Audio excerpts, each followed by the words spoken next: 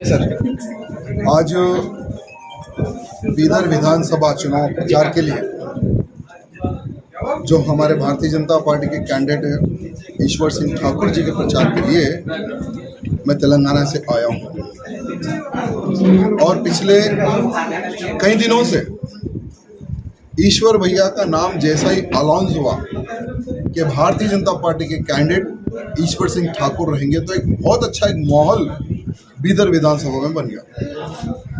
जिस घर देखो, जिस गली देखो, जिस कॉलोनी देखो, वहाँ पर हम सिर्फ बीजेपी को वोट डालेंगे। एक बहुत अच्छा वातावरण हुआ क्योंकि कई वर्षों से ईश्वर सिंह ठाकुर जी समाज सेवा में लगे हुए हैं। किसी को भी कोई छोटी भी अगर दिक्कत आती है, प्रॉब्लम आता है तो उनको फ्री में केसेस लड़ना, कोर्ट में फ्री सर्विस देना और हर प्रकार से उनकी सेवा के लिए खड़े रहना।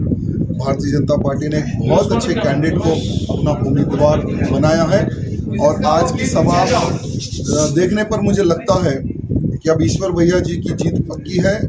यह जीत को अब कोई रोक नहीं सकेगा और कांग्रेस और बीजेपी में ही लड़ाई है और जनता दल तो सिर्फ वोट काटने का काम कर रही है और जनता दल को वोट नहीं गिरेगा, ये वो कैंडिडेट भी समझ चुका है और मैं समझता हूँ वो प्रचार भी कल के बाद नहीं करेगा क्योंकि अभी कोई उनका प्रचार पूरा ढीला हो चुका है, ये मैंने सुना है।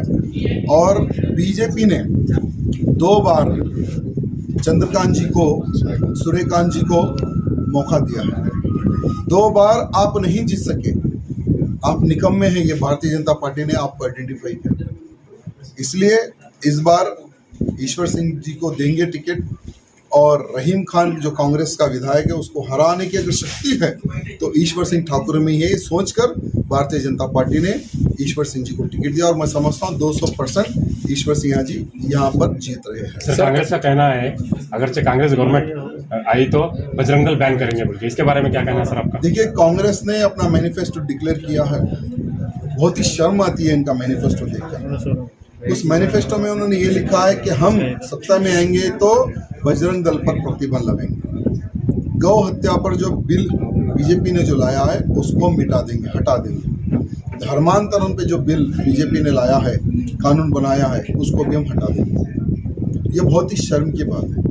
यानी अब बीदर एवं कर्नाटक की जनता को ये सोचने और समझने की आवश्यकता है, ये बसवेश्वर महाराज जी की भूमि है और ये पवित्र भूमि है। अगर ये पवित्र भूमि में गौ माता का खून गिरेगा तो ये अपवित्र होगा और समाज सेवा और धर्म सेवा का कार्य करती है, गौ रक्षा का कार्य करती है। लव जिहादियों को मुंह तोड़ जवाब देने वाली सेना अगर कोई है तो है बजरंग दल। ऐसे बजरंग दल को बैन करने की बात करती है। कभी इन्होंने पीएफआई के ऊपर बैन करी, कभी इन्होंने बात नहीं की कि हम पीएफआई को बैन करेंगे।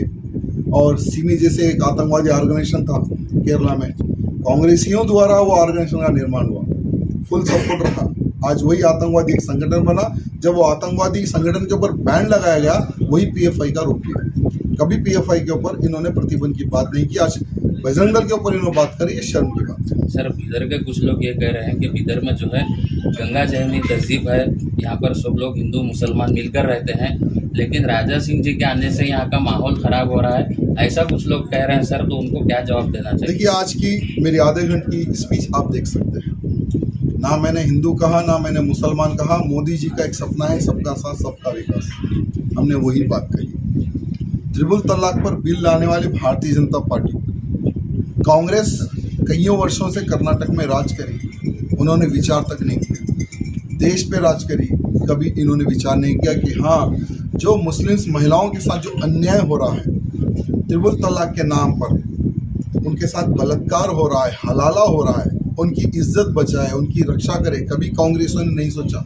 मोदी जी को 50 लाख मुस्लिम्स महिलाओं ने पत्र लिखा कि हमें ट्रिपल तलाक से बचाइए, तब जाकर मोदी जी ने ट्रिपल तलाक पर बिल लेकर आया। अगर हमारे में हिंदू और मुसलमान की सोच होती तो हम ट्रिपल तलाक का बिल कभी नहीं लाते।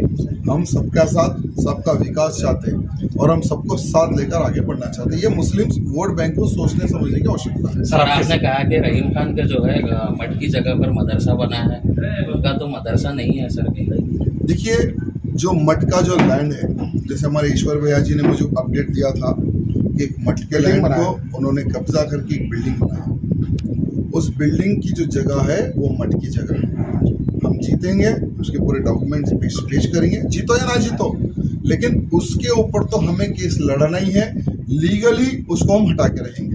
सर इस आपके बार साथ तेलंगाना में सर कितने सीट आएंगे बीजेपी के? तेलंगाना में इस बार बीजेपी की सरकार पक्का, क्योंकि तेलंगाना में वातावरण पूरा चेंज हो चुका है। आपके सभा में भीड़ तो जमाड़ा होता है सर, क्या इस बार वोट में कन्वर्ट हो गए?